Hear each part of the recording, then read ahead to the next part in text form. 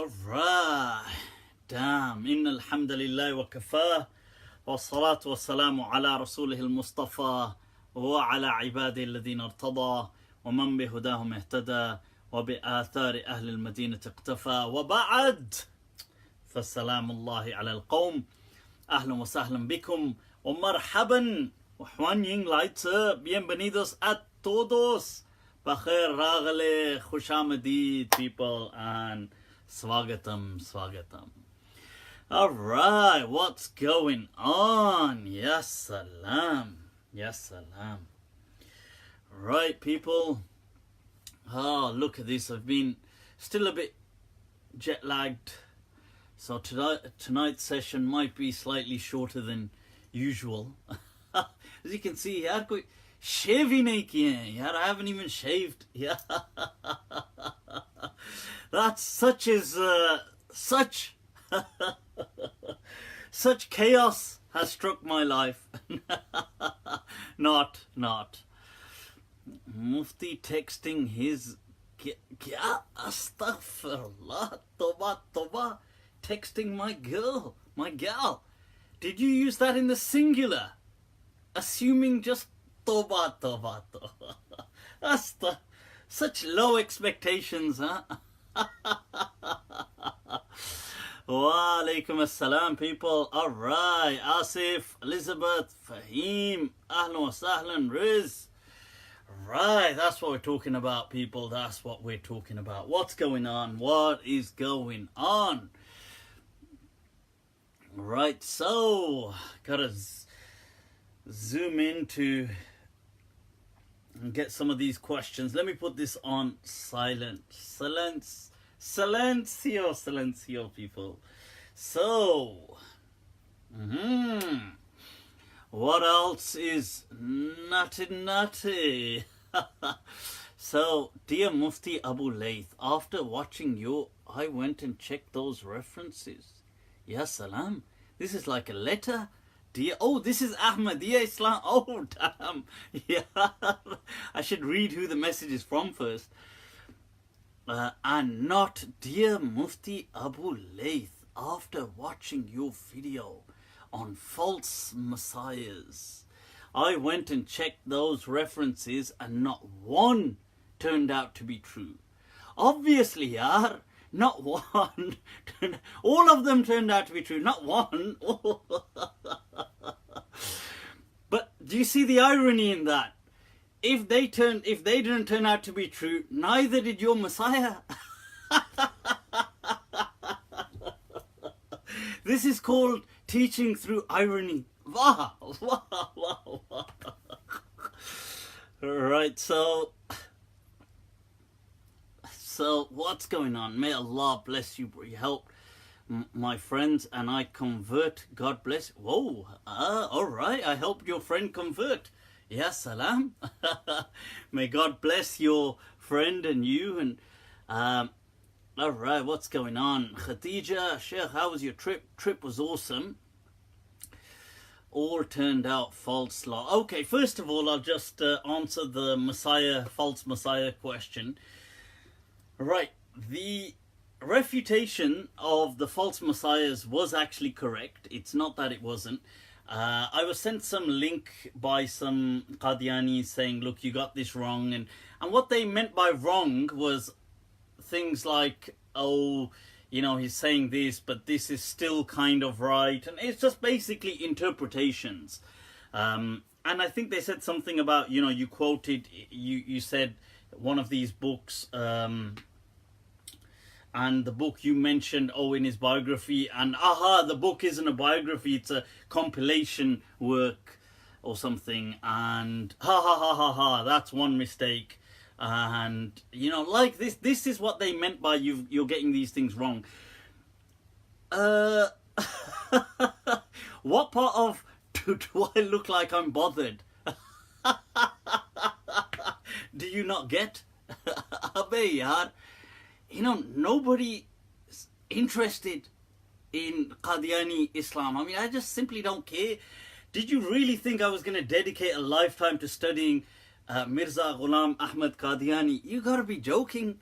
There are way too many TV series to be watching rather than researching Qadiani Islam. Yes, I went through some basic things and I highlighted them. I'm not saying that the Qadianis are going to accept that interpretation. That's obvious, they're not going to. But these things were from official, there's so many websites. And the research I took was from a certain Darul Uloom. I think at the time I quoted it. And the Darul Uloom had already done all their research. So if you've got an issue with it, take it up with them. Yahan pe ye dal nahi galne wali. You know, this false messiah thing just not going to work. You know, this is not working, you know. And as far as, you know, things like they said, oh, he never died with cholera. But he did. I mean, that's what the reports say. I mean, to be honest with you, I can't really care less about Ghulam Mirza Ahmad, serial kisser Hari Ram, serial kisser Qadiani Sahib. In my refutation, I couldn't really care less what he did or didn't do. He really doesn't occupy my mind. You know, you're giving me too much. You give me too much credit here. I really couldn't care less about it, honestly.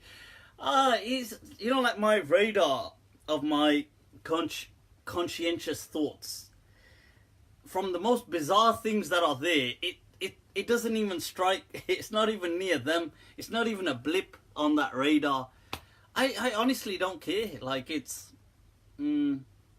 yes, you guys shouldn't have picked on me, you know, you shouldn't have tried to bully me, you know, this one not work, you know, not nice, you know, this one. Because you people, that doesn't make any sense. You see, I did not really bother with the Qadiani people. I just left them, and I was actually very kind of compassionate towards people treating how they should treat the Qadianis and stuff. And I suppose I still advocate that we shouldn't be, you know, there shouldn't be any kind of persecution and things like that. But I was actually, when I used to be asked questions, I never used to really go into it much, and I never used to that much diss or be, but they came attacking me. I don't know what, they woke up drunk or something and thought, I know, from all the people, let's pick on Mufti Abu Layth. Have they never watched any of my Monday Nights with Mufti, for God's sake? Ab jao, raw, you know, go.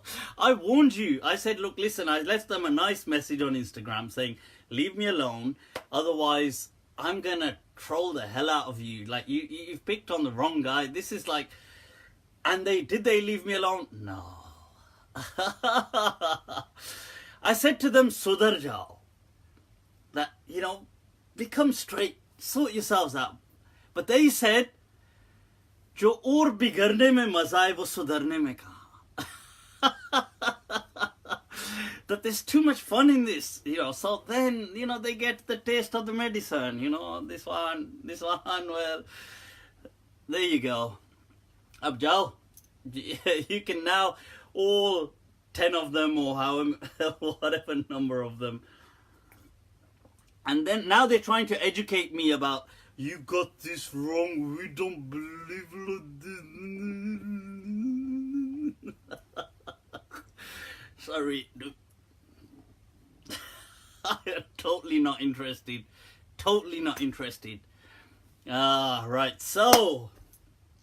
Right, let's move on to something more interesting. Yeah. To be honest with you, this is, before I move on, I'll give a little message to any of my Qadiani friends out there. Friends. Listen, people, on a serious note now, serious, you know, I be serious now, okay, so I understand that, look, everybody, most people are just born into something, so I understand you're just born into the faith in the same manner. I don't hold that against you, but what I would say, on a serious note, is that really, you know, when you're on your own, as the Quran says, that إِنَّمَا أَعِذُكُمْ بِوَاحِدٍ, I only tell you one piece of advice, that when you're on your own, just think about this. Just think about, is this really that God's great plan of divine intervention for humanity was to speak to this guy in Punjab during the colonial periods and have a chat with him in Punjabi and then tell him I love you in English and you know, and give him these kind of messages, and nothing comes of it. You know, that's just like such a failure. That's I'm sorry to say, but that really is like he's miserably failed. I mean, if Qadiani is humanity's solution, then that's an abysmal failure. Like, I would rather, you know, like, I would be looking to, like, how do I euthanize myself? Can I just, like, can I kind of, can I smother myself to death? It's like, I would be so embarrassed, honestly. If I was so, I'm not saying this to disrespect you, but I know it sounds disrespectful. I'm not trying to be a hypocrite. Yeah, you know, I try to be serious, but then I just... Anyway, so being serious, look, just think about it. Think about it. Islam has stood the test of time. It has truly shown and altered the path and trajectory of human civilization. It definitely has played a huge contributory role to where humanity is today. One may argue, is it still as playing that same role today? I mean, probably not, because Muslims have decided to become a bit the way they have today. But that said, it has played for centuries. I mean, and nobody can deny that. It is actually, like I mentioned, the only religion, objectively speaking, that sealed the deal when it came to global faiths. There was never a faith after Islam that would ever take such a global resting place. Now you can think, look, does Qadianism really compare to... And if it does, fine. If you feel that it does, it, you know, it floats your boat. Theek hai, maze karo yaar. Chill out, man. Don't worry about it.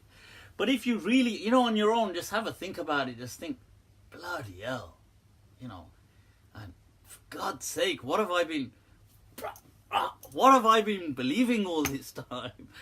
But cool, but that's some serious advice. Okay, this is what we call heart to heart. I have a heart to heart with you now, you know, heart to heart.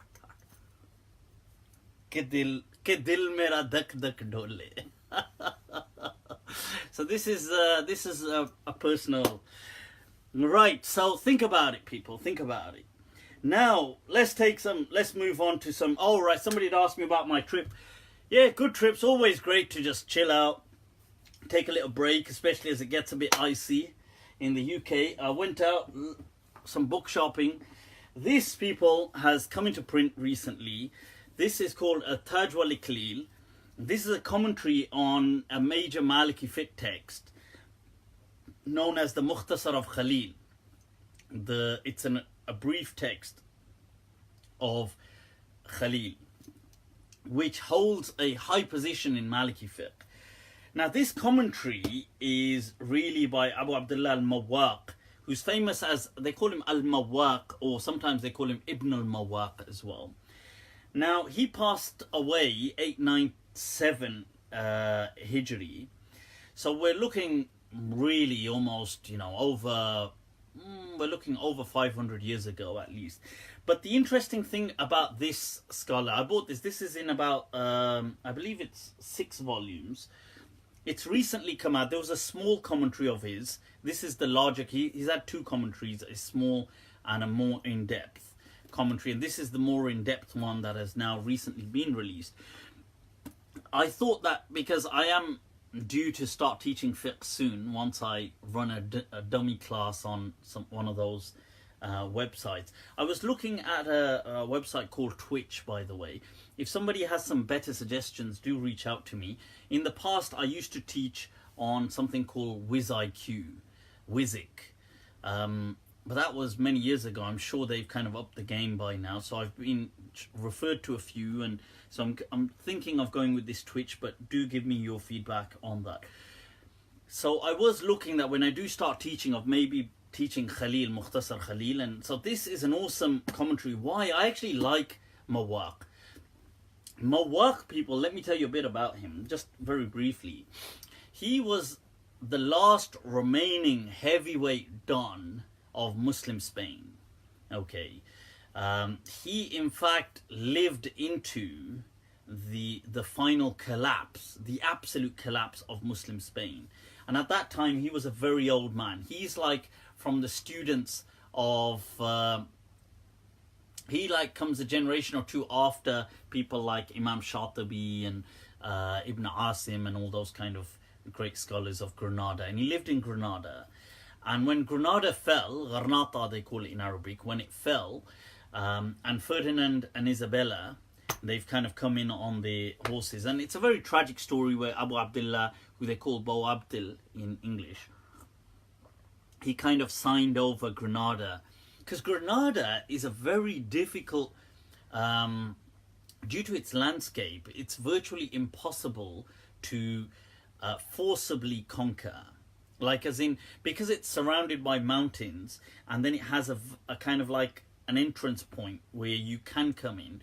But because that's where the fortresses are, and it's high up, so it's not easy to kind of, like, you can't surround the whole city, and you can't just sneak into the city, for example. The people have to open the gates to you. So it's a very, those of you that haven't visited Muslim Spain, you should do so. And I have a course on Muslim Spain as well, a history course on YouTube called Al-Andalus From Rise to Fall. And so when Muslim Spain fell in the year 1492, Abu Abdullah, who was the last remaining, he was called Abu Abdullah Saghir, he was the last remaining king of Granada. He signed over a treaty and he opened the doors, and part of the treaty he signed over, I think it was, in the course I go through it in detail, I think it was 67 conditions that he had the Pope sign to countersign.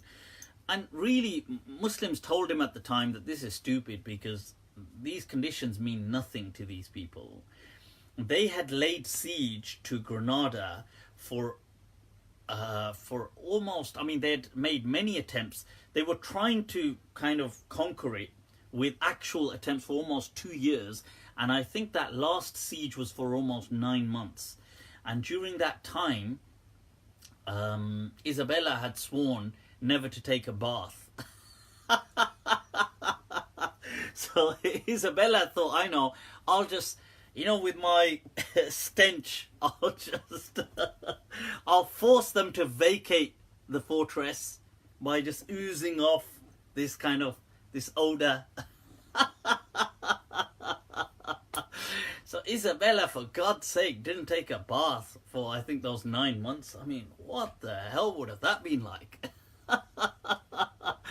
So the thing was that, so anyway, and so, and the history, I go through a lot of the details in my course about where they used to set up Camp Santa Fe, which is now a town, and stuff like this. But nevertheless, eventually Abu Abdullah agrees to letting them in with all these conditions, and they pay him all this money, and then he leaves Spain and heads to modern day Morocco, to northwest Africa, Al-Maghrib at the time. And people did tell him, but part of the condition was he had to bring in Isabella and Ferdinand. They were on horseback, and he had to kind of hold the reins of the horse and lead them into Granada through the doors of Granada.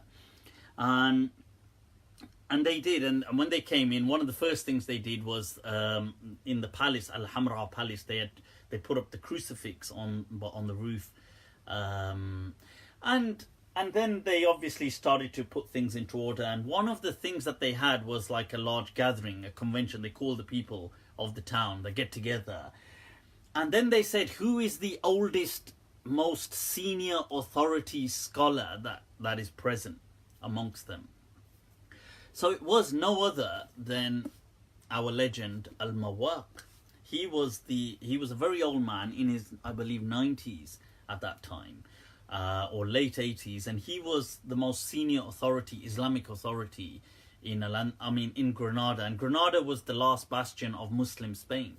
So they called him, and they said that he had to concede to them. He had to accept in front of, because if he did, then that would reduce the chances of an uprising. And I mean, it was too late for an uprising now anyway. Once they were inside, it was over. And so he does, and Abu Abdullah goes, and he has to then kiss the hand of Ferdinand and Isabella.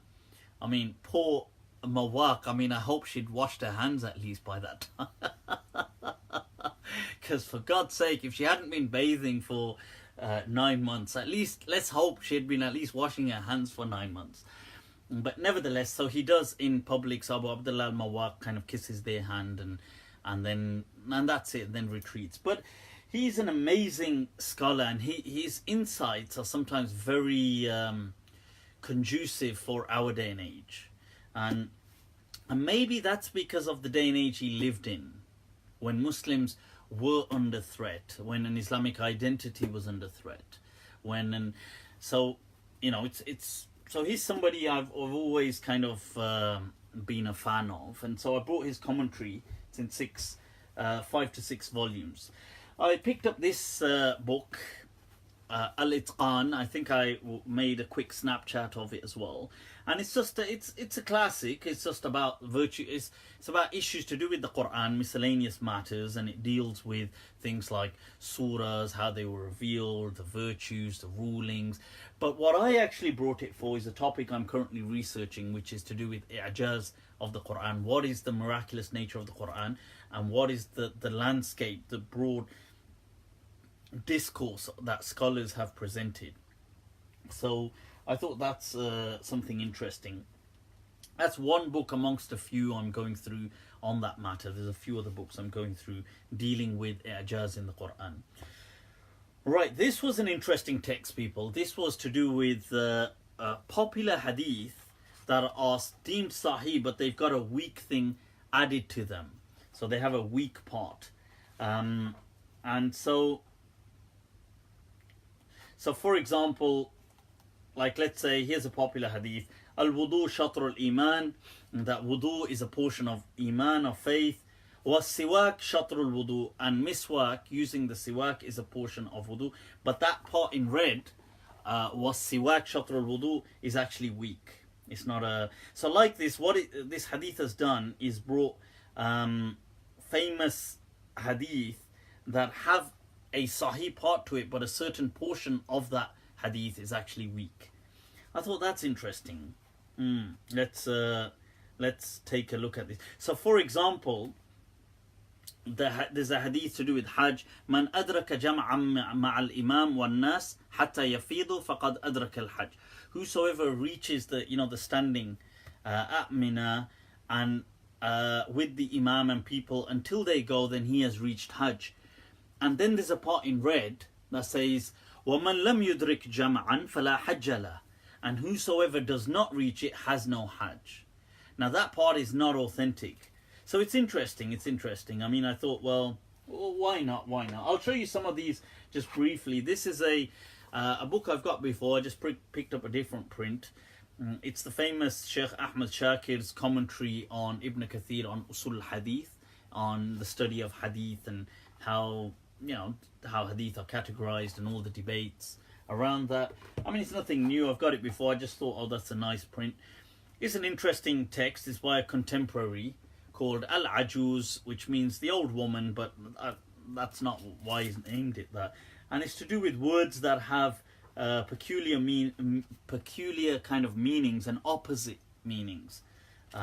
So that's something linguistic. I saw it and I thought, well, So, for example, the term khal, look, here's the word, al-khal.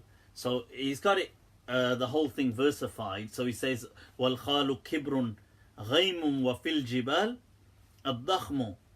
And then he says, وَمِن تَوَاخِ الْأُمْ وَشَامَةٌ فِي الْبَشَرِ. So, the point is that this is like, he's made it as a poem, but that khal in Arabic, those of you that are studying Arabic, khal can mean like, you get like kind of, like what they call like beauty spots or these kind of things. They call that a khal.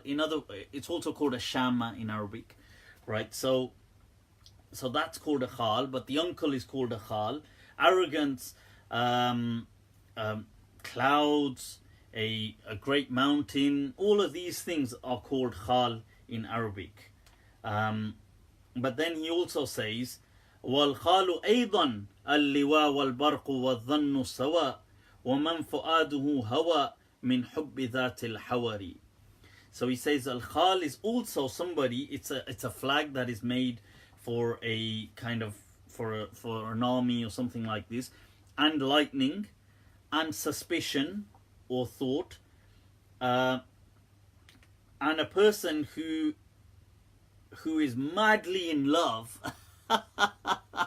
person who is madly in love with a woman whose eyes, look at the detail that they're going into, that her eyes, that they are like, the actual is either so dark black with such a bright white kind, so the disparity, the contrast of her eyes, the brightness of the white and the darkness of the black, like these things are so outstanding. So, and that's, by the way, where they get the term hur in paradise. The hur. It's to do with the eyes, you see, being so, the darkness being so dark and the whiteness being so white. So that's an example anyway, not to kind of let you guys get distracted. But yeah, so some of these things, I thought I'll just show you some. This is a musnad of the Muwatta of Imam Malik, done by contemporary scholars, including Sheikh Abdul Qadir al-Arnaout, for example, amongst them. Now what that means is they've organized the Muwatta of Imam Malik according to the Sahaba, the companions of the Prophet, and how many hadith they transmit. So anyway, that's some, and there's some of the little books I kind of picked up whilst I was there. But yeah, people, I thought I'd share some of that with you. هل قرأت متن الأجرمية في النحو? Hell yeah. I think I must have read that so many years ago when I was still a teenager. But some people say Hour is neither male nor female. Oh, gender fluid. Who asked that? Imran Khan. You naughty. You gender fluid, Hour. The Hour in paradise. You turn up to Jannah. So let's say we turn up to Jannah and we have gender fluid, and we say, sorry, I thought I was expecting the, are you the Hour? And the Hour is like, did you assume my gender? I thought you, and you say something like, you say, oh no, it's just that I thought she would be, and the Hour says, excuse me, she, excuse me. It's gender fluid here. So we're like, alright. Hey. Well, that will be one hell of an interesting. We'll be like, cha, these games and in Jannah. If only I knew that these were the games we were meant to be preparing for. So, right.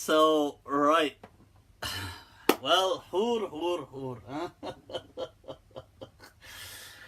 Well, it does sound sometimes a bit close to another word in English, which is not a nice word. So you have to be careful on the pronunciation, people. Okay, be careful. Right, so let's take some questions. Right, so I believe they are female-like. In Surah Rahman, Hurun maqsuratun fil khiyam. Okay, we've got Imran Khan is still contemplating the nature of the Hur. You gotta say though, some of the, the stories you'd hear as a kid and growing up about Hurs, I totally couldn't understand what the hell. I remember somebody telling me in the local masjid, they go, there's going to be such a Hour in paradise that, so, okay, some stories you could get that you think, oh, like, they'll say, like, she's so, I don't know, if she was to, I don't know, like, spit in the sea, the whole sea would become so sweet, and, okay, those kind of things you can get. I mean, you can fathom. But I remember being told a story, like they said, oh, you know, when you get to paradise and the Hour, they said that, so there's this particular Hour and her bones are transparent or something. So when you look at her, you can see her bone. I just totally couldn't get what the... I was like, huh? I was like, kuch zyada phenk diye. You know, this one blagging too much. You know, you need to calm down. You know, this doesn't make any sense. What you're actually, what do you mean? Like you're looking, you can see through the bones. Like, how is that meant to be in any way alluring? That's like, she's got see-through bones or what? This some sick. What kind of game is this? You're like, ya Allah, this ain't the reward I was asking for. Anyway, let's take a look at some other interesting questions, people. Can we put... we've got Wasif Beg asking, can we put money in the saving account that pays interest? Well, people, can we... can somebody put the account details on here for him to put the money into the saving into the saving accounts? So, oh, people, that reminds me, we'll be talking in a while about the Mufti Masala. There's some interesting news going on with Sheikh Asrar Sahab, but I'll get to that later on.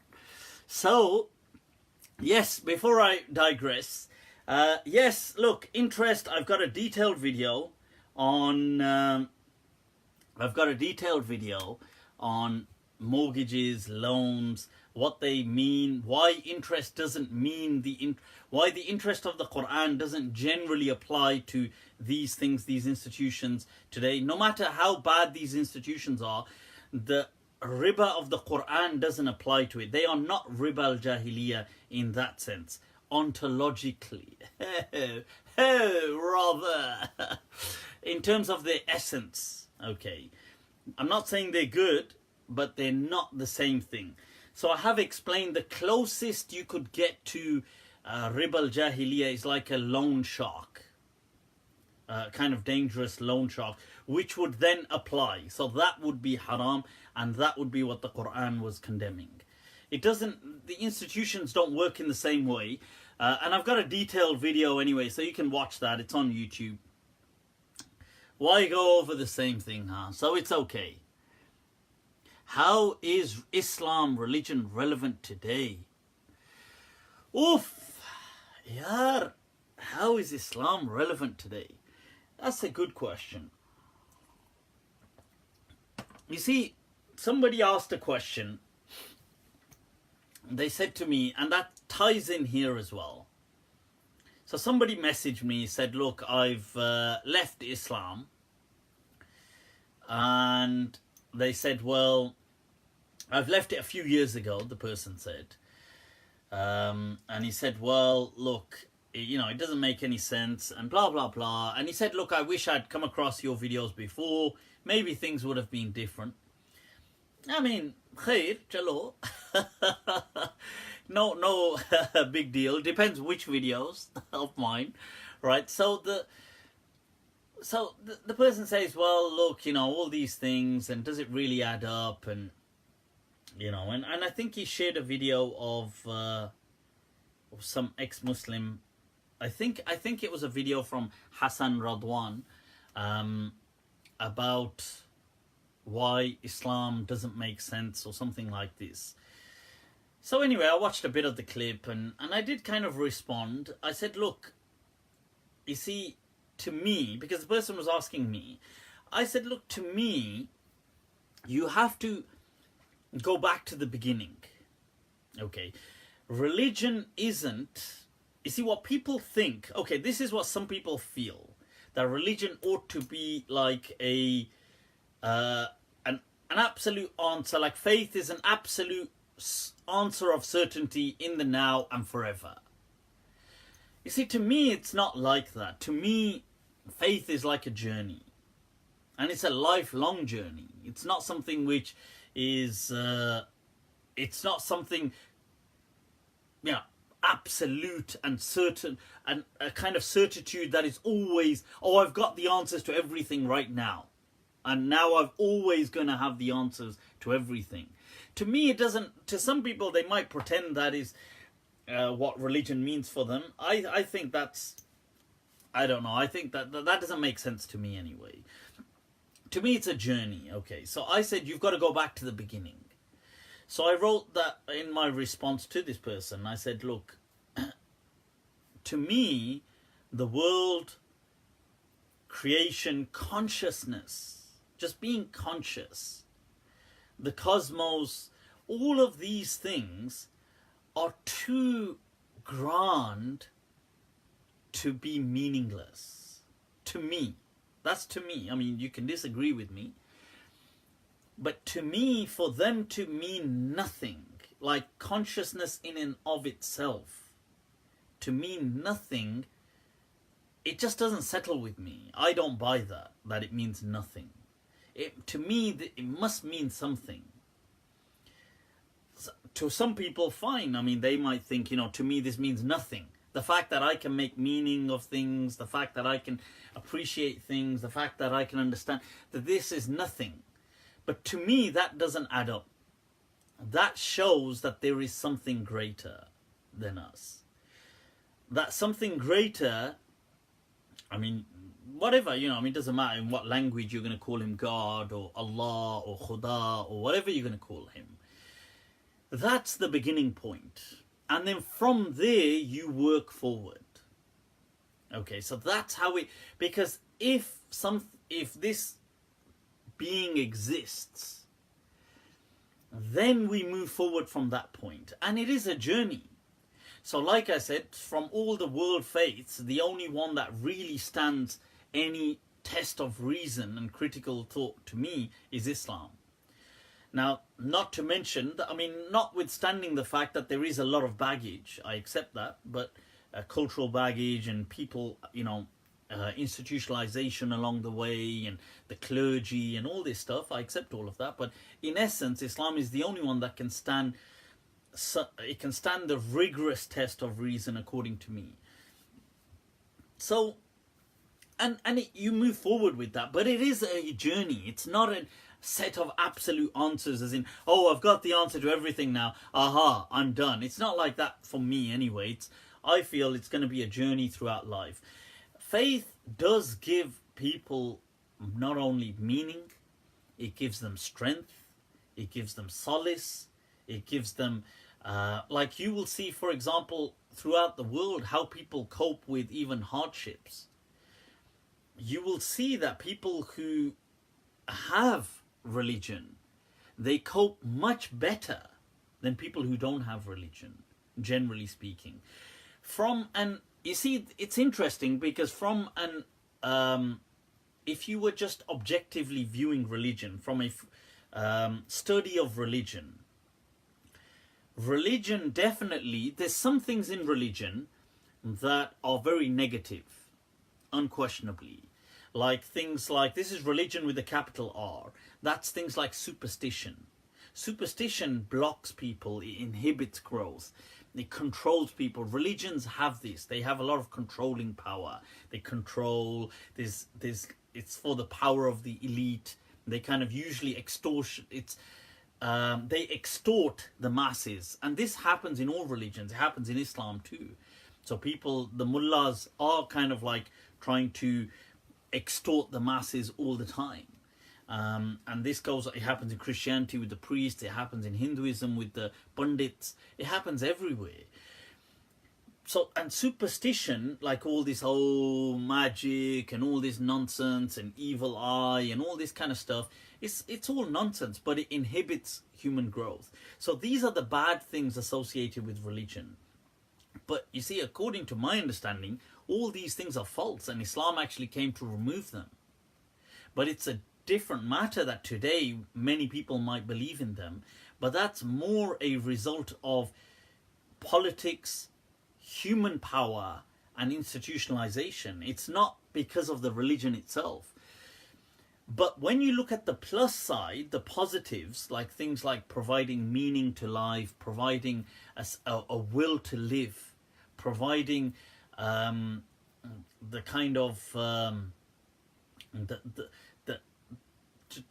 coping mechanisms, that religion always outweighs the absence of religion. And so I think to say religion is meaningless is not true. Religion provides people with a story, it provides them with strength to go on in this world.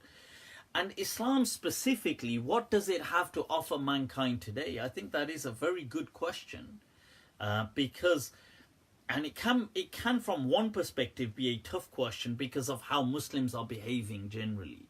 So Muslims are behaving in a way that we don't have much to offer anymore. So because of that, it becomes a tough question. That what do Muslims have to offer? We don't have much to offer from one perspective. From the other perspective, we still have the concept of humanity, but divinely inspired. Now you could say, well, today in the West, we have civil rights, which we do, and we have human rights, which we do, and much greater than in the Muslim world, and unquestionably that is true. But still, there isn't a kind of, Muhammad al-Ghazali, the Sheikh Muhammad al-Ghazali, I don't mean Imam Ghazali of the past, but Sheikh Muhammad al-Ghazali, who is a student of people like Rashid Rida and these folks who passed away from Egypt recently, an amazing legend of a scholar, very open-minded, a kind of breath of fresh air and a beacon of reason in his time. Now, he was dealing with this question of what does Islam have to offer today? And he said that, and something amazing he said, well, how about this? He began by saying, how about that none of you have faith if you sleep with a full stomach whilst your neighbor remains hungry? Now, you might think, well, what's so special about that hadith? But in that hadith, this simple example, it encapsulates the essence of religion, which was humanity. That, look, you see, today human rights don't really push a sense of a kind of kin-like, a family-like essence to humanity. They don't push that at all. In these societies, we have human rights, but we don't have, like, people are polite, but they're not really friendly. They're not really caring like that. I mean, they do care about certain things. I'm not saying they're cold-hearted people at all. I'm not saying that. But they're not so bothered about somebody could be starving down the road. That's his problem. That's her problem. See, people have become very self-centered, and although they do care about every human being having human rights, but it's not their responsibility, it's the system's responsibility to cater for that individual. Islam has this to offer. It has this to offer, this kind of that you are actually in essence one kind of, you are one people from one source, that you are all related, that you have a responsibility to provide that kind of, that warmth of comfort, not just like, oh, the system needs to do this. And I think that in itself, as even a beginning point, has so much to say. It speaks volumes. So we need to, you see, sometimes we're looking for so many things that as an answer. Oh, Islam will answer, it will give this, it will give this, it will give. But really, it's the basics, the grassroots things that matter. And that's what I would begin with. I would say it has these things too. But we need to stop this Islam has a political solution to offer. Islam has this to offer. No, start with Islam came for humanity. That's what it has to offer. Humanity. So that's what I would say. Now you could argue that true, you can arrive at humanity without Islam. I would say that's true, you can. But having a kind of a divine guidance to it, a divine texture to this, just gives it a whole new level of importance. You see, because it's not that people in these societies are stupid. It's not that they don't feel empathy. They do. They know that somebody is hungry. It's not that they can't reason that we ought to help. But it's easy to just displace it by saying, well, the system should just take care of them. But it's different when there's a kind of divine guidance to that. So I would say that it does have a lot to offer, but maybe not what people are thinking. Because some Muslims have this whole, it has to offer, it's a caliphate. It has to offer. You think, oh, for God's sake, that's the last thing we need. This kind of just political control by control freaks. These are not the things. It's not here to kind of like rule people and kill people and rob people's wealth and all these kind of nonsensical things.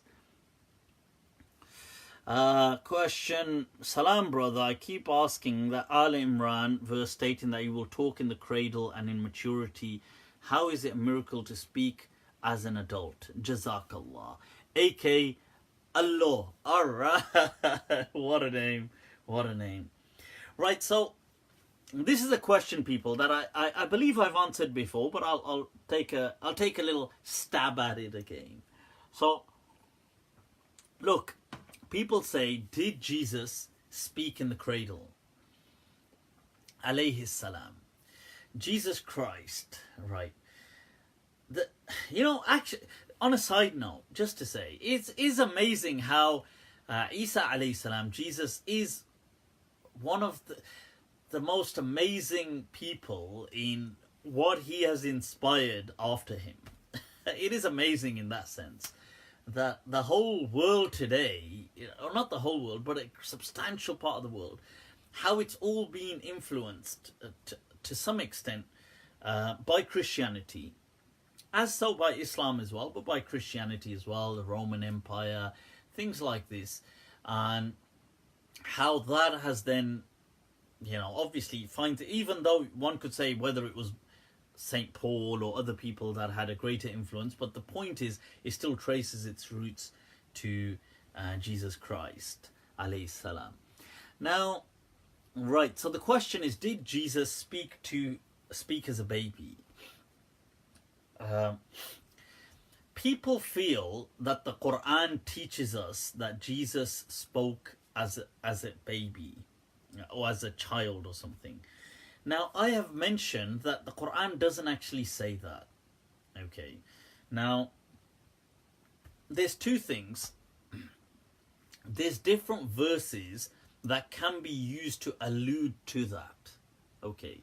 So there's one verse. So the story that people have taken. Okay, so this is the common story that a lot of Muslims have. Muslims believe that Mary went off, came back with a baby, and the Jews were up in arms, and they said, stone her, adultery, and she said, and Jesus spoke to them as a little, let's say as a 2-3 month old baby, and he started to speak, and he started to say, hey, this. And they said, oh wow. And then they said, okay, we won't stone you. This is what a lot of Muslims do believe this. Unfortunately, it's not actually true in my understanding at all. But a lot of Muslims believe this. And as a story, it sounds nice. So I get that. The reading of the Quran can bend that way. I accept that. It can bend. It doesn't actually explicitly say any of these things, but it can bend that way to carry this story that I've just explained. The truth is, the nature of the Quran, whenever speaking about Jesus, is often vague and ambiguous. It's never quite clear, and I think that's fascinating. And one of the reasons it may have adopted that nature was so maybe Muslims could bridge a gap between them and Christians. But whenever the Quran speaks about Jesus, like I said, it will mention a lot of things which are very, we don't fully understand what they mean. Like, what does that even mean? And what is this? Like, why is Jesus referred to as the Word of God, Logos, which is from the Bible? And what does that even mean, that Jesus is the Word of God? And Jesus has the Holy Spirit with him. No other prophet is really mentioned in the Quran with the Holy Spirit. No other prophet is mentioned as the Word of God. These kind of things are really vague. Like, we don't fully understand what is going on here. Why are biblical, almost Christian concepts, which no Muslims actually believe. No Muslims believe that. They don't believe in Jesus to be the Word of God. But yet the Quran does say that Jesus is the Word of God.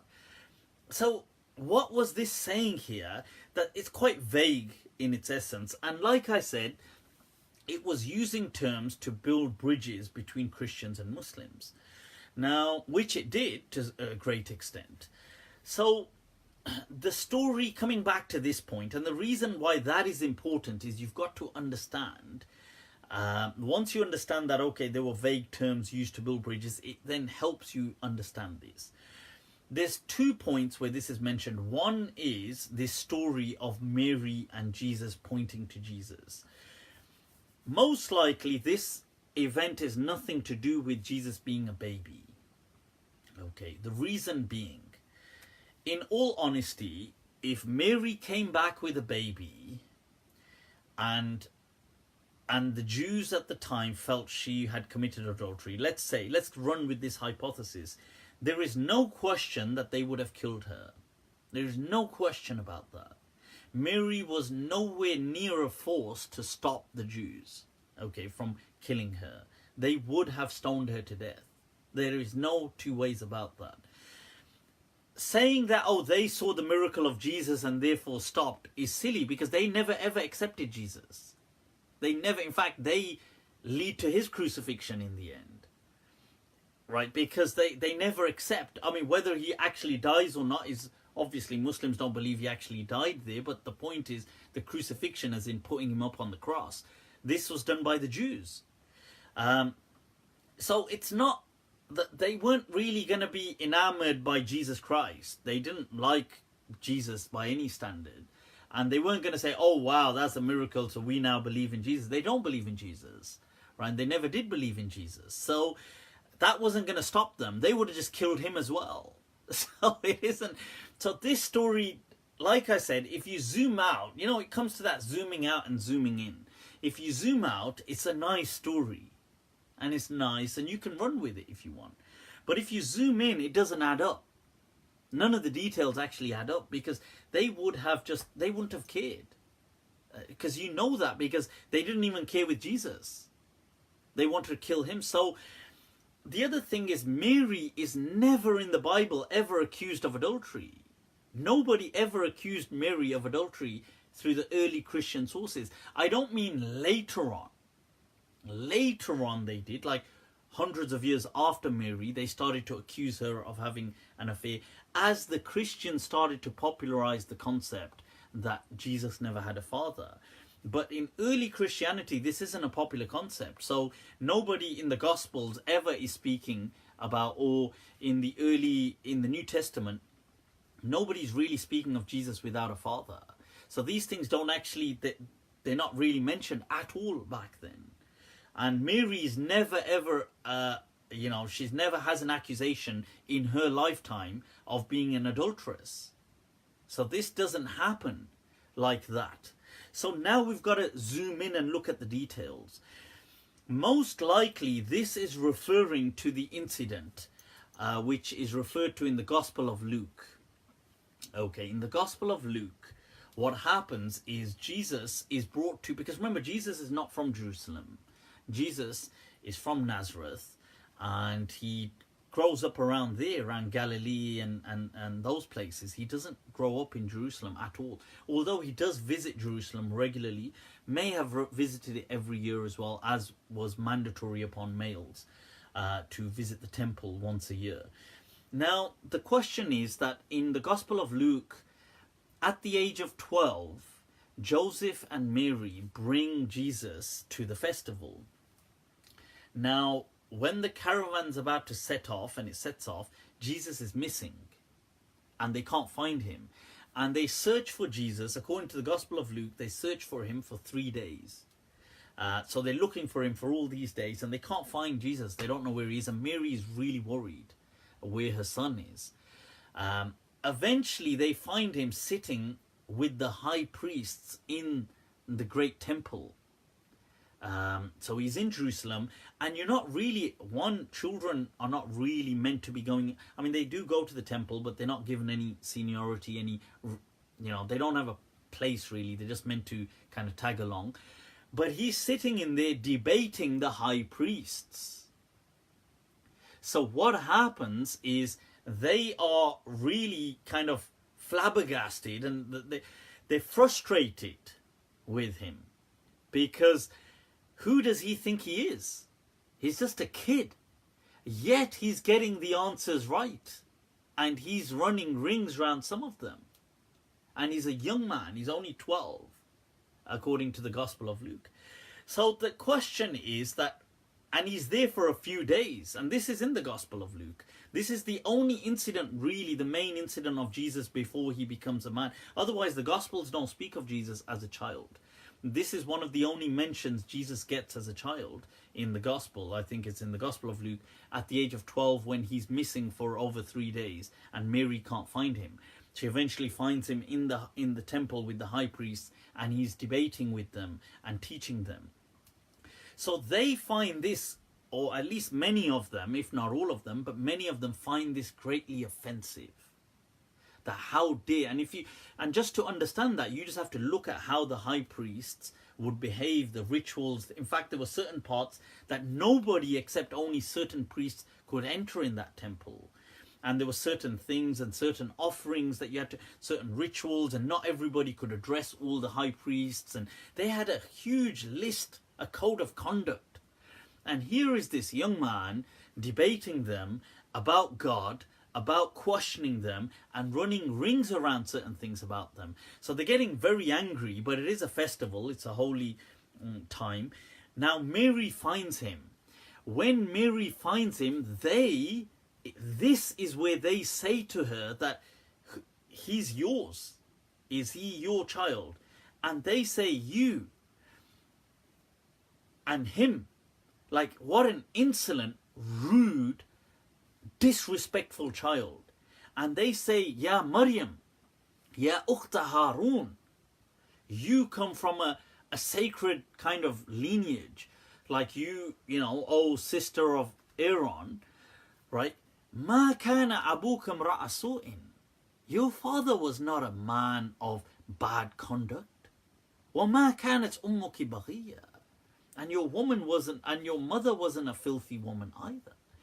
Here, many people thought they're talking about adultery. No, they weren't. They were talking about, then, how have you brought this thing? How dare he sit here and challenge us?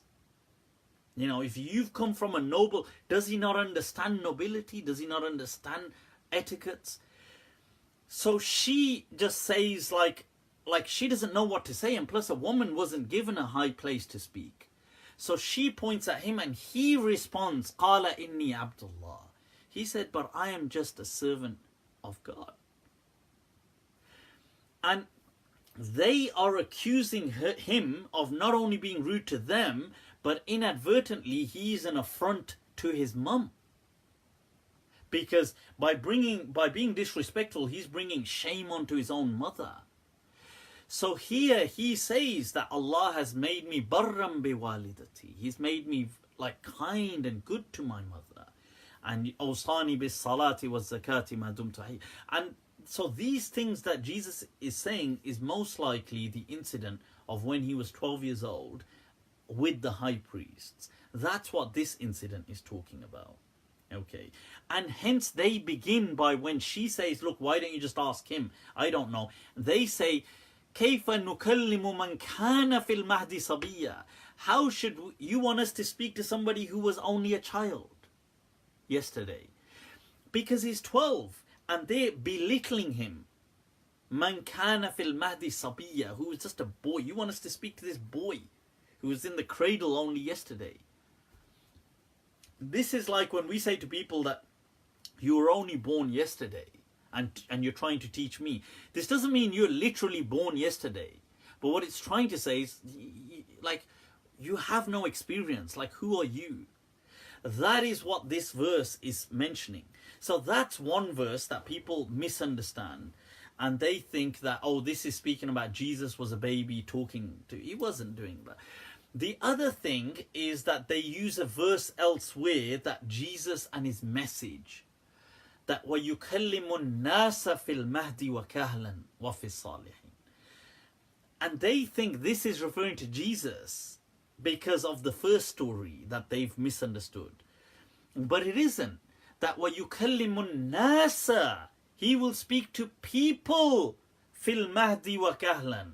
Whether he will speak to all people that are around him, those in the cradle and those of old age too. So what that means is that Jesus, when he will preach, that he will have such wisdom, that he will have an expression that it doesn't matter whether they're so young, he will be able to relate to them. If they're so old, he will be able to relate to them. If they are amongst the pious, he will be able to relate to them. وَفِي الصَّالِحِينَ. That this fil mahdi wa kahlan is not to do with the fa'il, the subject, is to do with the maf'ul.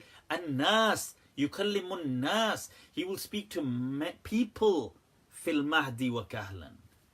So this is the difference. So it doesn't categorically say anyway that Jesus himself spoke, but I accept that that is the popular story going by that interpretation. And I think that interpretation is based on the apocryphal kind of Christian transmissions that are not reliable, but there are some Christian so for example, Jesus has some infancy, there are some infancy gospels, like the infancy gospel of Thomas. That's to differentiate from the gospel of Thomas. So he has the gospel of Thomas, but the infancy gospel of Thomas. And things like this where they speak about Jesus as a child doing some of these things, like he speaks as a baby and does these kind of things. But these were not authentic. Even the Christians did not accept them. Now, it may have been that in early times, some Muslims assumed them to be correct and therefore interpreted these verses to match the apocryphal gospels that they were finding, the infancy gospels. So they may have said, maybe that's what Allah's trying to say, and then they've twisted it that way. But the verses didn't actually say that explicitly, and I would say once you zoom in with that story, it falls apart. So it's okay if you zoom out and it's just a nice story. And then you could believe it. It doesn't really make a difference. It's just a nice story. But when you zoom in, it's a problem because nothing adds up. Because first of all, Mary was never accused of adultery at all in her whole lifetime. And, none of these things actually happened. So it doesn't add up like what?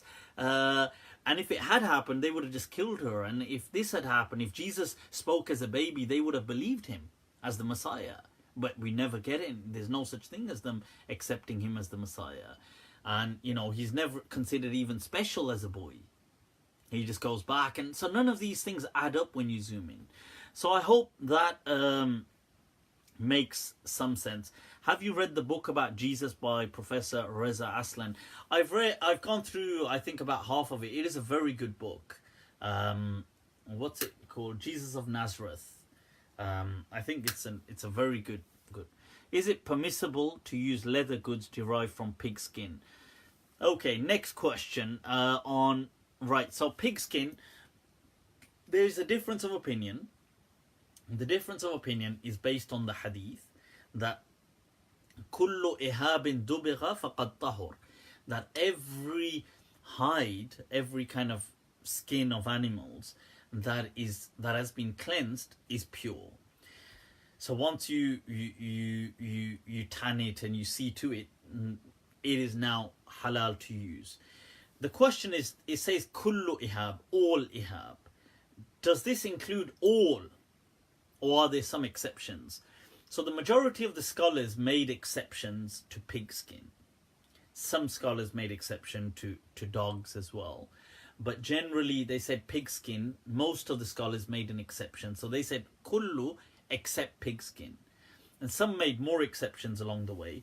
Some people said no, kullu means kullu, it means all. So amongst them you have the great Maliki legend Sahnun, who is the author of the Mudawwana in the Maliki madhab. He was of the understanding that all means all, including pigskin is fine to wear, pig leather. Dawood al-Zahiri is of that opinion, the great Mujtahid Imam Dawood.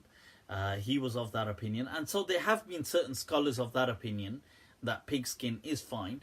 I mean, in my understanding, I would go with that as well. I would say that it is permissible.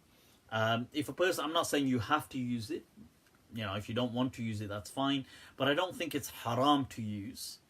In line with these, based on this hadith, that kullu ihabin dubigha faqad tahur, that every ihab. And since that is also an ihab, therefore it applies. So that would have been my understanding.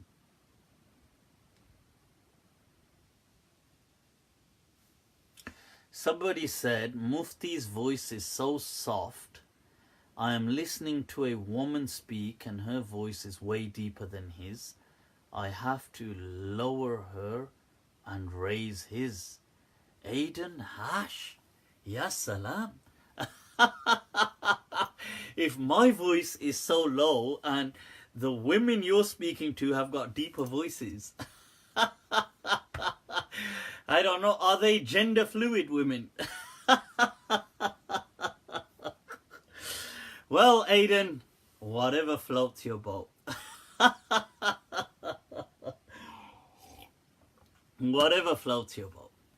What's your opinion on fixed interest? Yep, I've answered that. Until this day, they can't agree on what is God's word and what isn't. ما رأيك عن المدرسة البصرة والكوفة? I take it that's in grammar. Yeah, the madrasas in grammar, most people won't understand them. So, but they're basically how grammar in Arabic is recognized, how it's formulated, who came up with the rules. So in the early days, you had two major splits.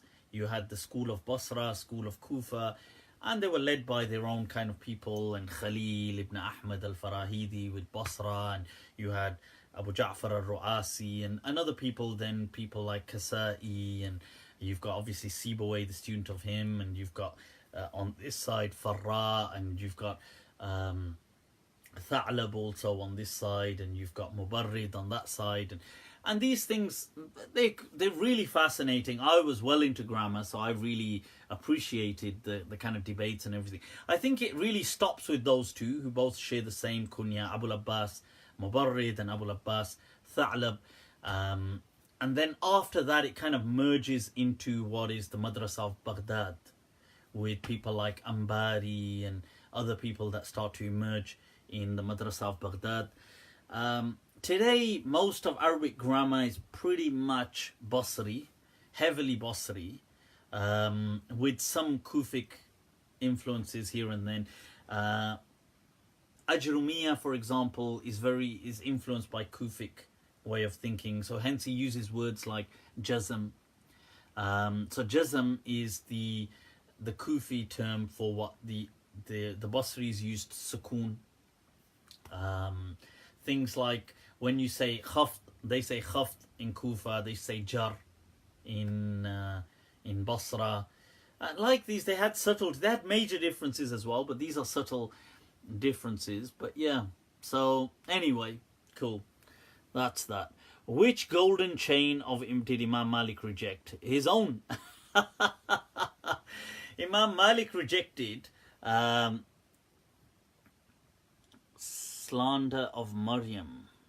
I'm not sure what that means. How to specialize? She's a black woman, by the way. Mufti, how do you avoid messing up your hairdo when you do wudu? I just go straight over like that. My hair is pretty spiky as it is. So what's the meaning, purpose of life? How to specialize? I'm trying to catch up. I realized that my The screen had frozen the questions. Right, so, okay, let's get back to what was the question I was looking at? Right, okay, let me give a bit of context. Jonathan Brown recently made a post. I don't know if I shared a screenshot of it, and I made a... somebody wrote, the meaning of life is 42. Hell yeah. So let's stick to, before I transgress everywhere, before I digress, sorry, transgress.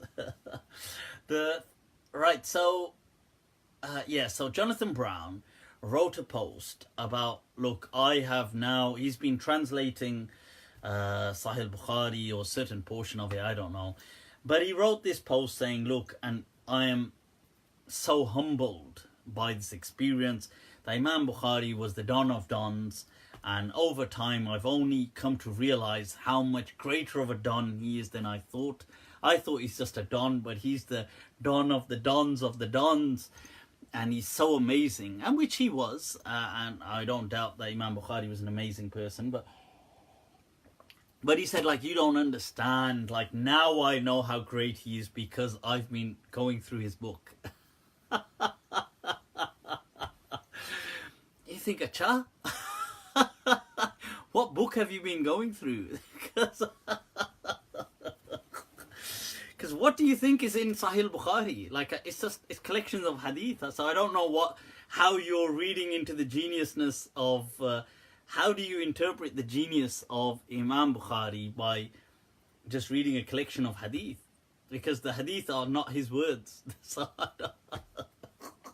Anyway, so he said, basically Imam Bukhari was just up there. And he said that despite being a non-Arab, we never have known of him to have ever spoken other than Arabic. I mean, in all honesty, that doesn't mean anything, because everybody back then spoke Arabic, for God's sake. It's the Arab world. I mean, it was the Muslim world, the lingua franca of the world at that time, especially during the Abbasid reign, when Islam was at its peak and the civilization was blossoming, and, you've had all this, this kind of influx of wealth and opulence, and so Arabic was the lingua franca, so most people did speak another language, because most people were not native Arabs. They were Arabs by culture and Arabs by language, because they spoke Arabic, but they were not Arabs by descent. Okay, so Imam Bukhari was not Arab by descent. His great grandfather Bordozabe is obviously definitely not an Arab name. In fact, he was a slave, and then he's a freed slave, and so on, But many, even earlier than him, Imam Abu Hanifa and all these great Imams, most of these Hufaz of Hadith, these great scholars, Abu Dawood, Tirmidhi, all these great people were not Arabs by descent. Okay, so most, I'm not saying all, but most weren't. So they must have spoken other languages. And many of them even wrote, even Imam Ghazali, all these people, they even wrote in other languages, like Farsi was a very popular language at the time. So they spoke in Farsi or whatever other language they spoke in, but it doesn't mean that they would always write in, because it's not the language to do things in, you see. So, so Jonathan Brown was saying, that this is so amazing, and I'm so in awe, and this book, and I'm against people trying to raise any doubts about this book, because, now I just know the true genius of Imam Bukhari. And I shared the post, or then I shared some screenshots of it, and I wrote a post saying, because somebody tagged me into it. And I said, look, I appreciate his journey, Dr. Jonathan Brown's. And out of respect, and I call him Ustad, because he, that I said, Ustad Jonathan Brown's development, ilmi development, I respect it. But I said, look, baat kuch yun hai babba. the matter is such that, you see, for us, we began this journey by studying the entire book with teachers cover to cover. You see, like, you still wouldn't have even got to that stage yet. Like, I don't think, not by any disrespect, but I don't think any of these kind of people generally have even studied Bukhari from cover to cover with a teacher. Nah. That was where we began. That is where I began over 17 years ago. I began my journey with Bukhari by reading it from cover to cover and going through the whole thing, studying it like actual study, not just like being tested, having to pass tests on it, being, that whole thing, being then authorized to teach it. So it's not a, reading commentaries on it. I remember going through whole chunks. I went through, in fact, almost the entire of Ibn Battal's commentary. I went through huge chunks of Fathul Bari back then. I mean, this is, we're talking just under 2 decades ago, almost 17 years ago. So the point is that, look, we've done that. This is nothing like, you see, our studies on Bukhari, when it comes to most of these ulama, is way over their pay grade. Yeah. It's not, it's like this is nothing new for us. Like, when we study Sahih Bukhari like this, or we've, like they say, oh, the fiqh of the Imam Bukhari is in his tarajum, it's in his chapter headings. But then with time, with research, I began to realize, oh, well, actually, most of his chapter headings weren't even done by him. And people actually edited his chapter headings. Abu Ishaq al-Mustamli openly owns up to doing that. And he's one of the key contributors to the copy of Sahih Bukhari we have today. And Abu al-Walid al-Baji accepts that. Other people acknowledge that. Ibn Hajar acknowledges it in his Fathul Bari. So all of these things that you see that, oh, so even the chapter heading, Abu Ishaq al-Mustamli says that, oh, by the way, all of Sahih Bukhari today just relies on this one rather dubious character called Farabri. And nobody seems to know who this Farabri was. I mean, I know retrospectively everybody seems to know who he was, but in his time, nobody seems to ever vouch for him. Yes, hundreds of years later, people are all vouching for him now, but that doesn't matter. They never met him. In his own lifetime, nobody seems to deem him to be authentic in hadith or reliable. Not a single person said that ever met Farabri vouched for him as a reliable transmitter of hadith. So everything comes through Farabri. Farabri's own students and his 6 key students, and amongst them the key 3, and the senior one, Abu Ishaq al-Mustamli, he is saying himself that, by the way, our teacher's copy was an incomplete copy. It was still a draft copy. And he says, he says there were chapter headings with no hadith in there. And there were hadith with no chapter headings, so we used to move them around. Now, you see, this kind of stuff has been happening, and then people have been adding, they've been taking away. If you look at Ibn Abdul Hadi's book on the ikhtilaf of the nusakh, the different scripts of Sahih Bukhari, where he shows not only words, not only subtle names, entire chains are different sometimes. So we don't have a single version of Sahih Bukhari today that can authentically, with certainty, go back to Imam Bukhari. So the question is, well, okay, we still respect it. It's still a great piece of work and we take things from it, but we always measure it up to the Quran. If it doesn't add up, if it contradicts with the Quran on anything, we always leave it. We don't leave the Quran based on that. You got to be crazy. You got to be smoking some serious stuff if you're going to abandon the Quran based on Khabru Ahad of Imam Bukhari, which, by the way, doesn't even reach Imam Bukhari authentically, as in concretely, it doesn't reach him. So, I mean, there's speculation, of course. So, yes, I mean, and you can watch my Bukhari Gate video, and my whole point was, I said, look, I stay true to the school of Medina.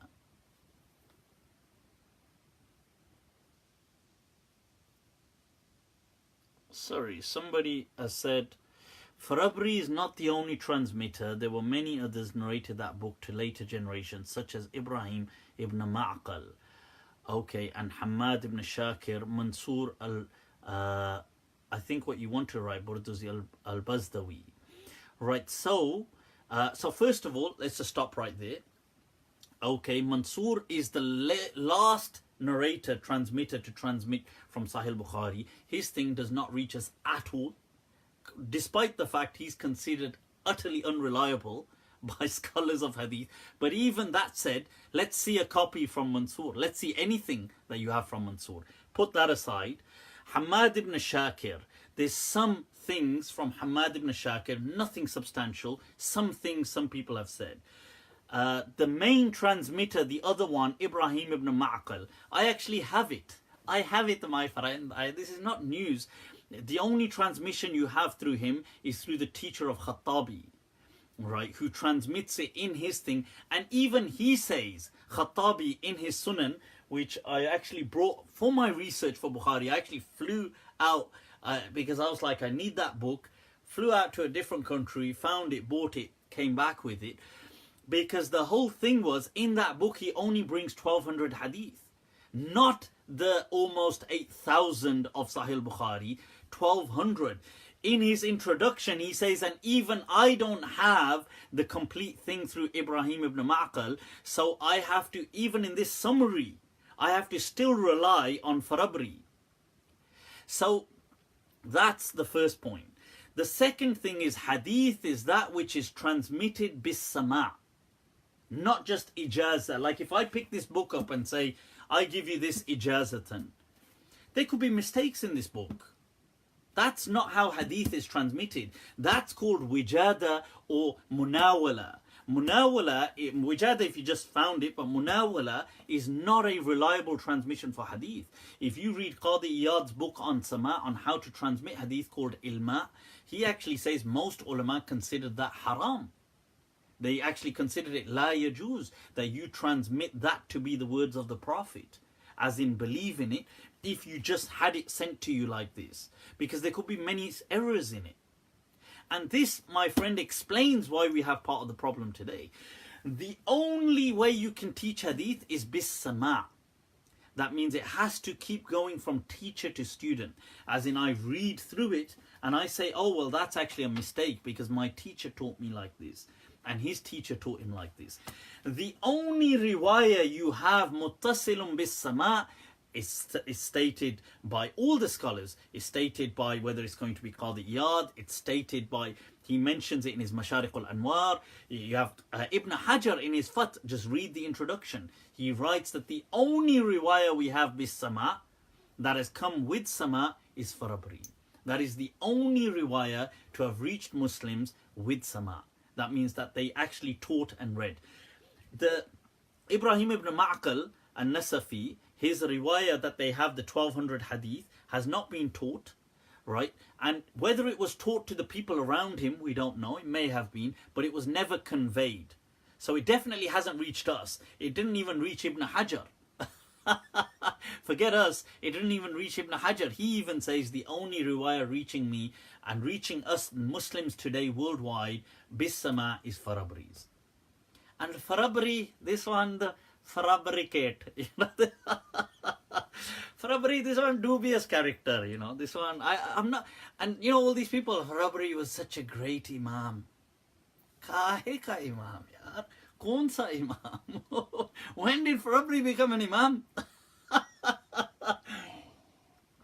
Can you tell me anything about Farabri? That what other books did he write? What were his opinions in Islam? What kind of an Imam was he? This is, posthumous kind of, because he died and he conveyed, Sahih Bukhari comes through him. So therefore, we've now turned him into a great Imam to help our cause. This is just self-engineered, reverse engineering. If this was any other religion, you would call it out. You'd call that out straight away as the nonsense it is. But because we're part of it, we're not going to be critical. People are going to turn a blind eye and say, Tiga. We're not worthy, we're not worthy. This one not nice, my friend. So we must always be true to the cause, Allah and His Messenger. Yes, we accept Sahih Bukhari, ala ra'si wal ayn, just like every other hadith book. So long with the three conditions. It doesn't go against reason, it doesn't clash with the Quran, it doesn't clash with Islamic principles. So long as these three are met, fine, we accept the hadith. If it does clash, then that way is the window, my friend. You throw it out the window, okay? Anything that clashes with reason, ما لم يبين المعقول ولم يخالف المنقول ولم يناقض الأصول. These are the three principles. Then so long we accept that. And that's, by the way, taught to us by Imam Malik. Okay, Imam Malik teaches us that. He brings the most authentic chain, which Imam Bukhari himself says. Imam Bukhari himself says there isn't a more authentic chain on earth. There is not a...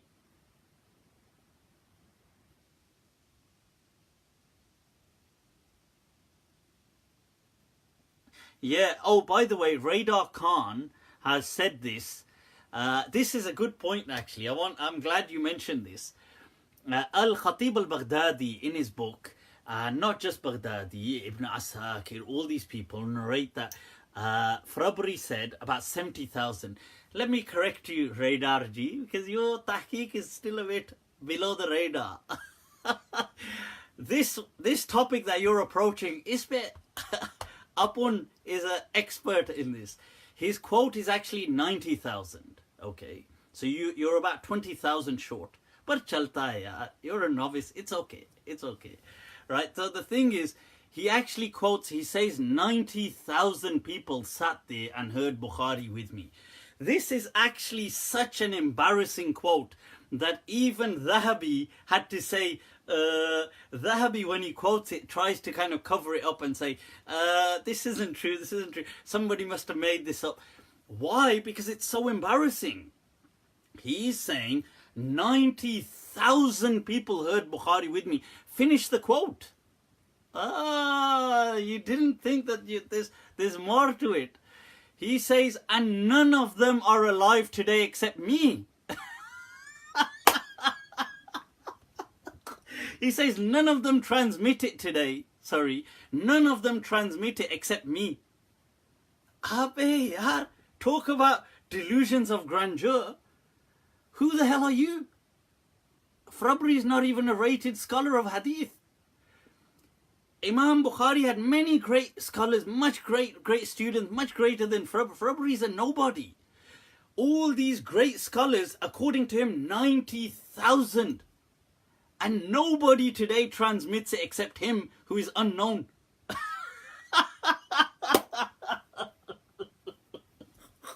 That is such a diss. That is such a diss. What do you mean, like 90,000 people heard this, and the only person left to transmit it is you, who nobody knows? Hi, ye kismat yaar. Hi, re kismat. Right, so that's such a diss for Imam Bukhari. That's like Imam Bukhari, but if Imam Bukhari heard that statement, Bichara would have gone into depression. He would have been like, what the hell? I've suffered enough. Imam Bukhari would have been, Ya Allah, it has now got too much for me. I've only got Frabri. And Frabri, nobody knows who he is. Anyway, right, watch my Bukhari Gate. I've got a detailed video. I ain't going to go back and forth on this, right? But if you watch my Bukhari Gate, I tackle all of these issues there. What I'll do is I'll take a few rapid round questions that some people have posted, because people say I neglect their questions and I don't want to upset the people, you know. Let's see. And then what I'll do is I'll do a bit of the Mufti Masala, and then we can call it a night, people.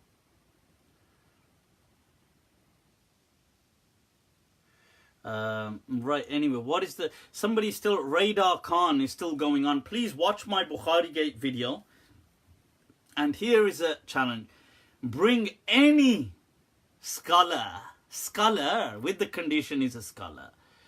He must be on my pay grade, you know. Preferably a Mufti, but he doesn't have to be a Mufti. Any scholar, any Imam, tell them to watch Mufti, watch my video on Bukhari. It's on YouTube, Bukhari Gate, and tell them to have a dialogue with me on it.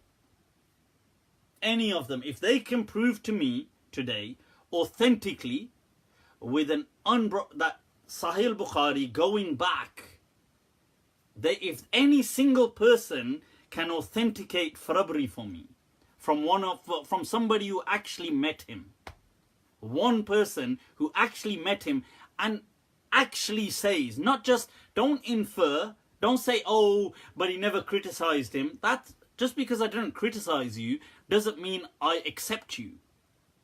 Right? Some people might just be silent, but somebody who actually vouches for him, one person, I won't ask for two. One. Huh? One. There's only one God. One Quran. So one vouching will do. Just one.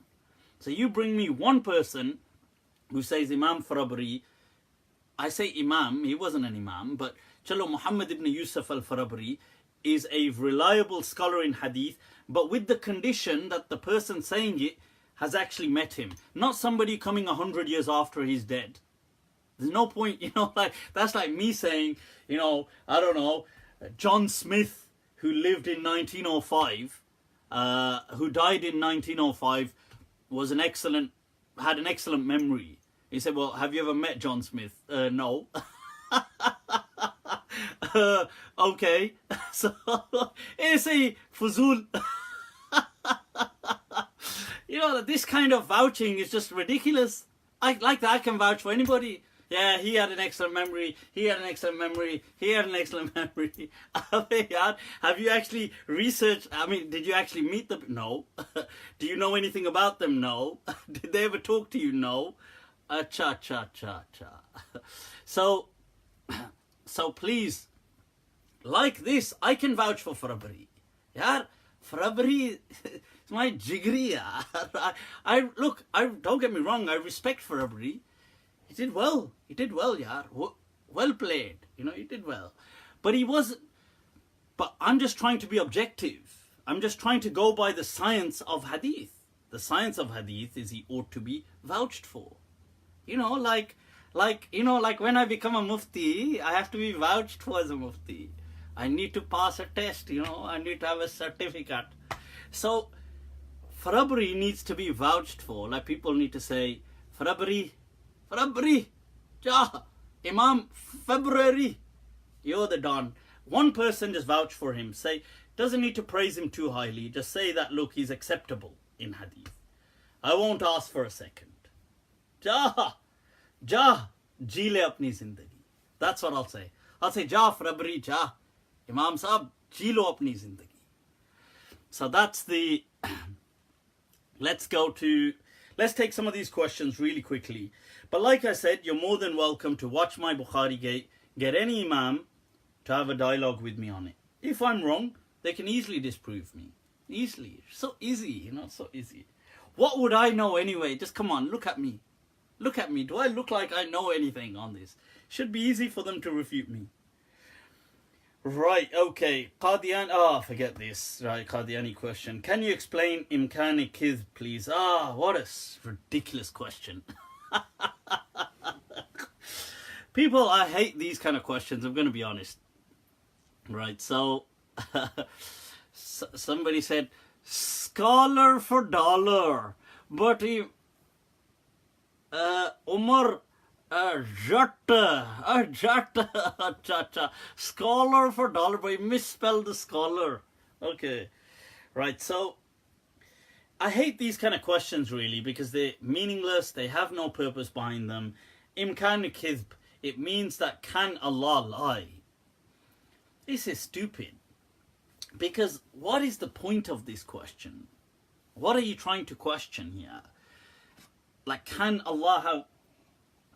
And I've mentioned before, people like Sheikh Ramadan al-Puti and other people have answered these kind of things saying, look, if you're asking about capacity, Allah has the capacity to do anything.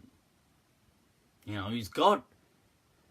But do we believe that he has lied? We don't believe that he's lied. We believe God is truthful in what he has said. But are we saying that God is incapacitated? He's incapable of things. But why are you even asking such a question which would place God in a negative light? Like, it's like saying, can God just be responsible for genocide? I mean, what kind of a dumb question is that? God doesn't do these things. People like this need to seriously get themselves checked out mentally. Because what is this imkanul kidhb? Can God lie? Can God lie? Lying simply means to state something that doesn't correlate with reality. Like, if I held this up now and I said, this is a red mug. It isn't. What I said does not correlate with reality. This is a white watch. It isn't. All I've done, if I said now, there is a mobile phone in my hand, I've said something that does not correlate with reality. So you're asking, that action, is God incapacitated to do that? Like, for God to state something that doesn't correlate with reality would incapacitate him, and he would somehow, be an incapable being. Well, that's obviously a dumb question. Well, I'm sure anybody can state something that doesn't correlate with reality. There's nothing so big about that. So what's the point of this whole imkanul kidhb? It's a stupid Indo-Pak debate that is still going on between Deobandis and Brelvis. They need to fix themselves, okay? Right. So this is, and look, there you go. We've been vouched for by Maulana Khadim Hussain Rizvi Saab. That's it. In the words of Maulana Khadim Hussain Rizvi, to those people, this ain't my words, his words. Dalle. These are his famous words. Surah. Astaghfirullah. Toba, toba, toba, toba. Do we need to give zakat if we pay taxes in countries with advanced welfare system? That's an interesting question. I think that is an interesting question. Generally, I would say that we need to do ijtihad and things like that. Zakat is still something I would say that Muslims should give if they can, if they are eligible to pay the zakat. But I think that question does hold some integrity, and it is something that is worth researching and looking into. Which golden chains of Imam Malik did he reject? He rejected his own golden chain. Imam Malik has what is called the golden chain. Imam Bukhari called it the golden chain. Hence it got the name, the golden chain. And Silsilatul Dhahabiyya, and that is Malik and Nafi' and Ibn Umar. Between Malik and the Prophet are two people, Nafi' from Ibn Umar. This is called the golden chain in hadith. So there's several of these and others, but there's including the golden chain, which Imam Malik brings in the Muwatta and then tells you, by the way, we don't accept this hadith. That's in several hadith, he does that.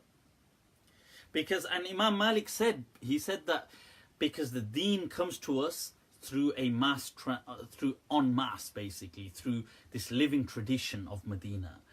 These isolated narrations of hadith, he said, will snatch the deen from in front of us. He said that the deen is 1,000 from 1,000. One on one, he said, will snatch this deen from in front of you. Those are his words. That alfun and alf, that wahid and wahid, yanzi'u din min bayni yadayk. So that was the statement of Imam Malik, and that's where I responded to Jonathan Brown by saying that this is what we stand true to, the legacy of the school of Medina. What are jinns? Is there a difference between jinns and jan? If you read the Quran, there's no fixed meaning of jinn. That is true. Jinn simply means something that is unseeable. Like is from the unseen. That's all it means, jinn. It doesn't actually, I know today when we say jinn, we think of like demon. But the term jinn in the Quran generally is referring to just the unseen, something of the unseen. Now, and then it does refer to like a being, an entity from that. But what is that entity like? For example, does the entity exist in just the quantum world? We don't know. See, these are questions they didn't think of in the past because they didn't understand the quantum world in the past. So, would it be possible to fly to London and learn from you? Wah, flattered, yeah. AKA, hello. Well, you're most welcome to come to, I'm in Birmingham, not in London, but you're most welcome to drop by. If you ever want to reach out and link up, just reach out to Muhammad Shaban on Facebook, and inshallah, he'll set it all up. Okay, so is it normal for Mufti to be late? Hell yeah, it's very normal. Time around me just runs on a different parallel. It's not, there's that famous, there was a song, it's a Bollywood song that मैं देर करता नहीं देर हो जाती है. It's like it's not that I delay things, it's just that it's not that I'm late, it's just that I get late. It sounds much better in Urdu, I gotta say. The hadith, somebody's asked about the black seed.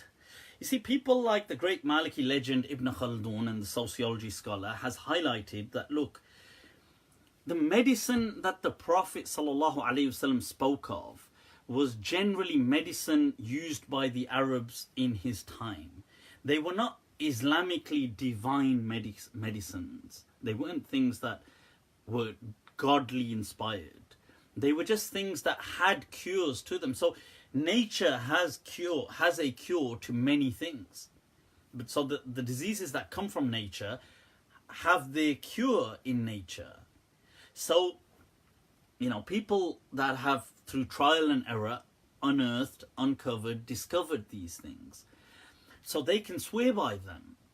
And people will say, so for example, garlic, that it has has amazing, incredible, not ridiculous, has incredible kind of healing powers. It it's anti-inflammatory and it kind of boosts the immune system, and it does all these things. And people could say today that, for example, certain fish oils, how they repair the joints and things like this. So there's many things that today, obviously through science, we know a lot more. But nature has a cure to many things around us. So now, based on that, so in the Prophet's time, they also had access to these things. So they would say that, so for example, black seed is a cure to everything because of its miraculous nature. When I say miraculous, I mean casually miraculous. I don't mean like divinely miraculous. But because it was an amazing, agent in boosting the immune system or doing the things that it did. Does that mean this is somehow some Islamic medicine now? No, there's no such thing as an Islamic medicine. Okay. Some Muslims did go off on that road of Islamic medicine, and I think it was just really, I think it was silly, and it was just insecurities that, I know people like Ibn al-Qayyim started it and this whole thing because they felt insecure because of Muslims taking up regular medicine and science, and they wanted to kind of show that, no, actually there must be an Islamic science, an Islamic medicine. This stuff, it makes no sense. It's like saying Islamic physics, Islamic mathematics. What are we even talking about? What do these things even mean? Islamic mathematics, Islamic physics, Islamic biology. There is no such thing. There is no Islamic medicine. Medicine is just medicine. It's just through trial and error. These things are not to do with religion. So Ibn Khaldun writes this very clearly in his Muqaddimah, where he speaks about medicine, that these things that come through to us through the hadith are not Islamic per se. They're just, the Prophet is speaking of them as he would, being from that environment. So not to think this is something God is saying you must take, but it's just something that generally the Arabs of the time did. So the Arabs of the time used cupping, bloodletting. This is not an Islamic thing. Yes, the Prophet also partook in bloodletting and things like this, but so did everybody in that environment. It wasn't just the Prophet. Everybody, regardless, Muslim, non-Muslim, everybody did it. So the Prophet also did it. It's like if I live in the UK today, whether I'm a Muslim or whether somebody's a non-Muslim, there's many things we'll all just do because of the day and age, because of our shared culture, our shared environment. So it's things like that. So these things are not Islamic per se. Okay. Right, okay.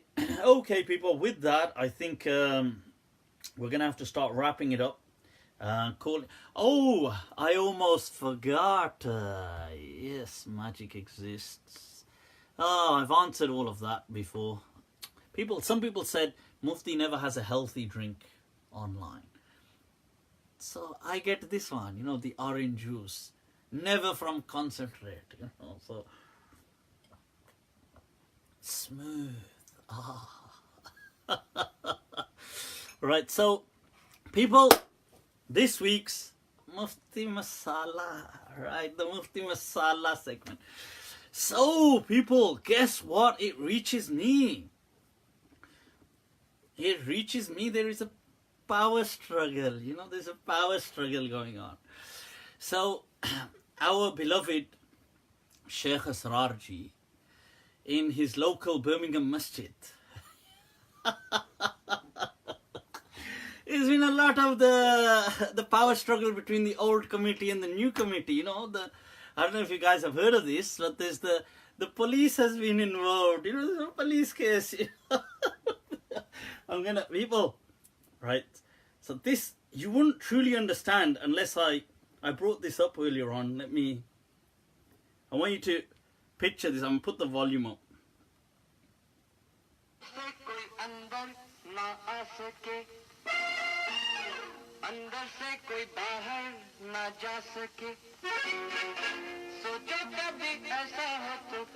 The door's getting locked.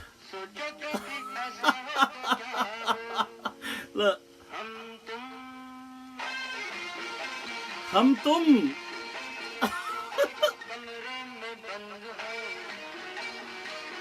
और चाबी खो जाए. So what's happened, people? I gotta fill you in. Wait. So what's happened is, हम तुम एक कमरे में बंद हो. If we are locked in a room, और चाबी खो जाए. And the key is lost. This one. What to do? The problem is they've been locked, but they've been locked outside. So what's happened, people? So apparently, some people a few months ago, I think maybe 4 months or 5 months ago, decided to oust Sheikh Asrar and the old committee members, whoever of the mosque. So they went in and they changed all the locks. And they had all the new keys and the people couldn't come in, and these guys somehow became the new members by... they became in charge because they changed the locks and they said they had a right, and then there was this struggle going on, back, forth. And I think part of the condition, my Mufti Intel tells me, intelligentsia, the waswasa, tells me that one of the conditions was they wanted Sheikh Asrar removed from the mosque. I don't know why, he's a pleasant, this one nice boy, this one good boy. So he was apparently meant to be, part of the condition was, I think, to remove Sheikh Asrar from the mosque. So there was a negotiation battle going on, battle of the titans, people. These people changed the locks. No, old people, they can't, the old committee people can't come in, no. So what's happened is recently, upon an opportunity, the old committee, they come and they change the lock. Lock change back, the key no work, So they've changed the locks. So now the coup committee were trying to do a coup, couldn't get back in. So they took the matter to court. So the court has issued a warrant of execution, that one. Not that execution. The judge execution. So the warrant, and they issued an order, an evacuation order, to say that all people must vacate the building within 24 hours, of being served this notice.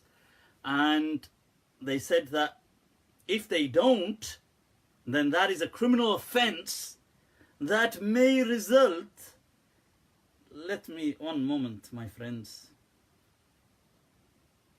that may result in prison, prison.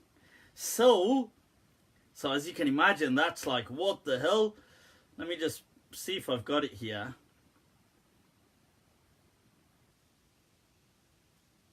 Gotta be careful. All right, no, I think I've deleted, but there's the actual order going around. So they said that if anybody violates this, everybody must evacuate the premises, an eviction order, nobody to be in these premises within 24 hours of being served. And then it was cordoned off and they had the police tape on there, do not enter, and nobody was allowed in the masjid. Yeah, so this is the coup committee had got this order. So then there was a speech by Sheikh Asrar in his local masjid saying, we will defy the order. Right, so he's saying, people, stand strong. What this? So he was reading out he said that, what this lock, huh? Or chabi ko jai, but we need to get in, we need to get in. So he was like, oh, tomorrow we will carry on, we will go in there, we will resist, and if anybody forcibly tries to remove us from this masjid, then we will stand our ground. And he gave this whole, rallied the thing, and so I believe he turned up with some of his, past the 24 hours, he turned up with some of his supporters. They went into the masjid, or they tried to, I think they broke in to get in, and the other guys just called the cops and they legged it. Yaar, ye ho kya? What is, ¿qué está pasando? ¿Qué está pasando? What is going on, people? What is going on? This is too much. This is, what is locked doors, isn't that the dua? Allahumma aftah li abwaba rahmatik. Open your doors of, but there's a power struggle, the doors are locked, So Bechara Sheikh Asrar Ji has been left outside, door locked. Kundi, the kundi has been has been placed, the kundi. So, and he's standing outside, Bechara. Difficult times.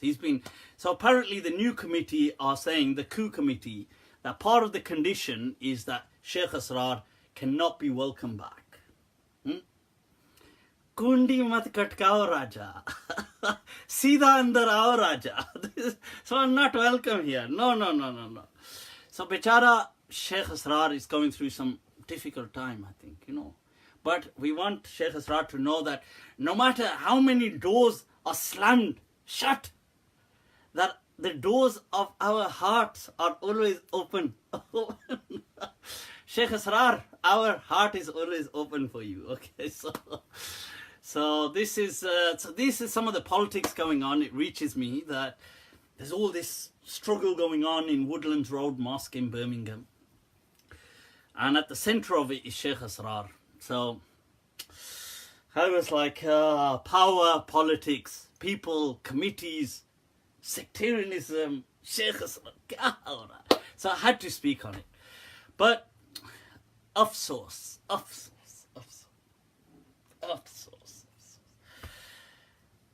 कौन इस घर की देखभाल करे, रोज एक चीज टूट जाती है.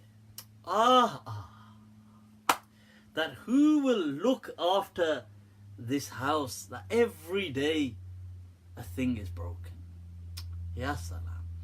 That poem, people, which was said by John Elia, is from the Sahlun Mumtana. It's from those which are so easily expressed, but they carry such a complex meaning.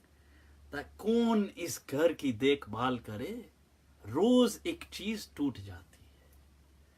सितम तो ये है कि अब तेरी सूरत गौर करने पे याद आती है. हाय. Oof. that he says, now it's a tragedy, that the greatest tragedy is that only that to remember you, I have to concentrate and think. to remember what you look like, that's such a tragedy. So people, with that, inshallah, I think we should wrap this up. It's been awesome, but it's way too late. Guys, remember me as always in your kind du'as. Khadimukum, okay? Here to serve. I'm here to serve as a locksmith. Locksmith? Oh yeah. By the way, did I mention that I was training to how to open locks and padlocks and things like this, and at one point I was actually very good at it. Can somebody convey the message to to our beloved Jani? I can tala khol sakte hain yaar. So you know, if he needs help with the locks being opened, there, yeah. Other than that, people, right, take very good care of yourselves, inshallah. Till next week, remember me and all in your kind du'as. Wassalamu alaikum wa rahmatullahi ta'ala wa barakatuh.